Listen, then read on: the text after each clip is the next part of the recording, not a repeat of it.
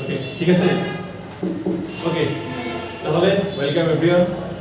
আমরা গত ক্লাসে সবচেয়ে মেইন যে টপিকটা সেটা হচ্ছে এই জুতোটায় উপরে এবং নিচে অভিকর্ষের স্বর্ণমান কেমন হয় সেটা আমরা বের করে দিয়েছি। ওকে, সো আজকে আমরা নতুন একটা টপিক করব, সেটা হচ্ছে মুক্তিবেগ। ওকে, মুক্তিবেগ।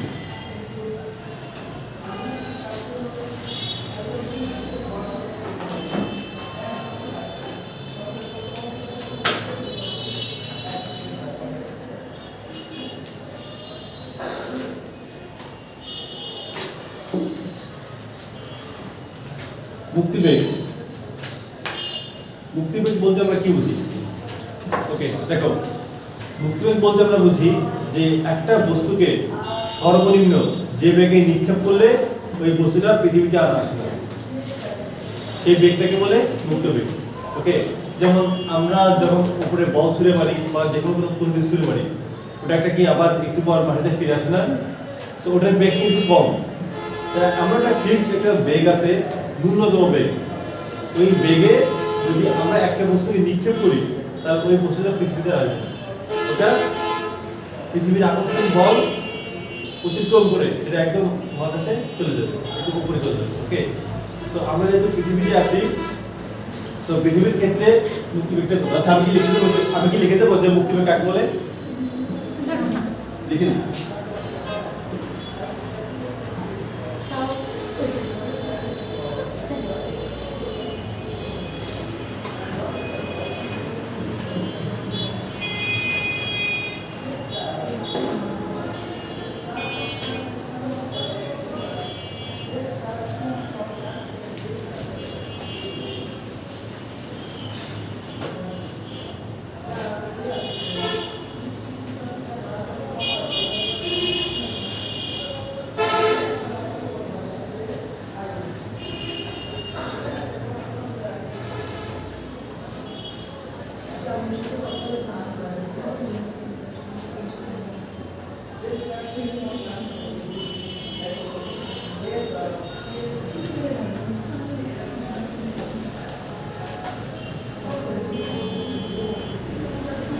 ওকে,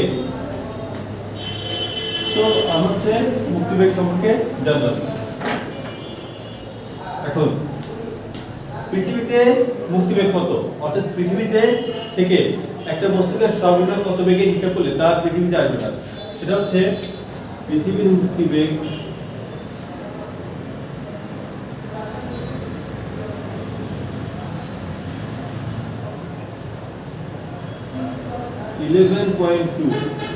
কিলোমিটার পার সেকেন্ড। অর্থাৎ দেখো, পৃথিবী থেকে আমি যদি কোনো একটা বস্তুকে নিক্ষেপ করি এবং সেটা বেগ যদি 11.2 কিলোমিটার পার সেকেন্ড হয়, বুঝতে পারছো? মিটার পার সেকেন্ড না, কিন্তু কিলোমিটার পার সেকেন্ড, অর্থাৎ প্রতি সেকেন্ডে 11.2 কিলোমিটার করে যাবে। তাহলে সেইভাবে আমরা যদি একটা বস্তুকে নিক্ষেপ করতে পারি তাহলে সেই বস্তুটা পৃথিবীতে আসবে না। ওকে, তাহলে চিন্তা করে দেখো যে কত দূরে যদি নিক্ষেপ করতে হবে। সো এটা তো পৃথিবীর ক্ষেত্রে। পৃথিবী, তারপর অন্যান্য গ্রহগুলো যে আছে, মঙ্গল, বৃহস্পতি, প্রত্যেকটার জন্য আলাদা আলাদা মুক্তিবেগ আছে। সো এগুলো পরীক্ষার জন্য খুবই ইম্পর্টেন্ট এবং এগুলো থেকে এমসিকিউ 100% আসে। তো আমরা পৃথিবীর ক্ষেত্রে জানলাম। এবার যদি আসি যে চাঁদের ক্ষেত্রে,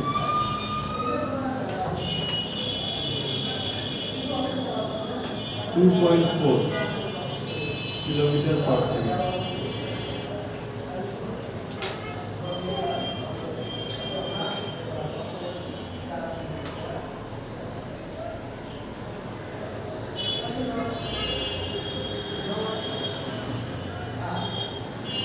মঙ্গলের মুক্তিবেগ 5 kilometre per second.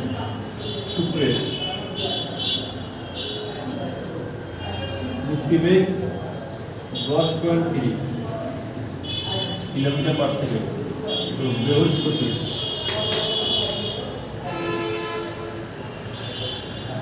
মুক্তিবেগ 59.5 kilometre per second.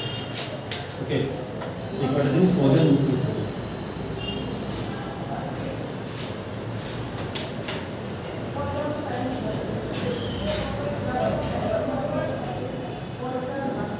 MCQ.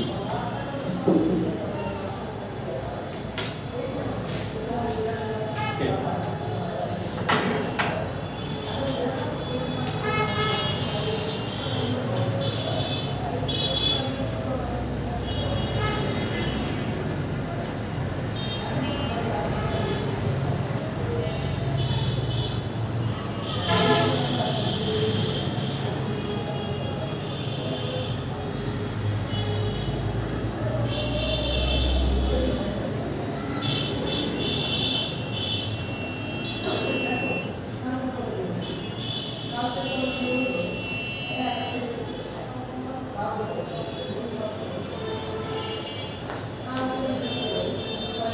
ঠিক আছে, কথা বলা যায়?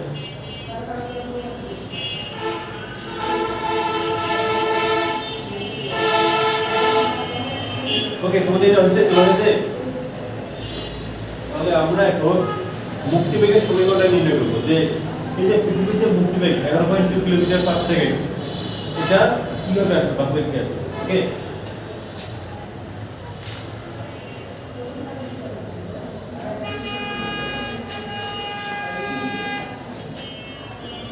যদিও সমীকরণগুলো পরীক্ষা আসার মতো পরীক্ষা তো আসবে না, জাস্ট একটু বোঝানোর জন্য। ওকে, একটু শিখো, তাই না? কিছু তো শেখা উচিত। ওকে, তো দেখো আমরা তো একটা কোনো পৃথিবী থেকে যদি কোনো একটা বস্তুকে নিক্ষেপ করবো, তাই না? তাহলে অবশ্যই সেই বস্তু এবং পৃথিবীর মধ্যে একটা আকর্ষণ বল আছে। সো আমরা গত ক্লাসে অর্থাৎ গতকাল আমরা কি দেখছি, দুটো বস্তুর মধ্যে আকর্ষণ বলের সূত্রটা কি? F equal GMM by d square. D square হয়, কিন্তু আমরা এখানে কি লিখবো? আমরা এখানে দেবো হচ্ছে আর স্কয়ার। আর দ্বারা হচ্ছে পৃথিবীর ব্যাসার্ধ, সেটা তো কত বড় হবে। কেন?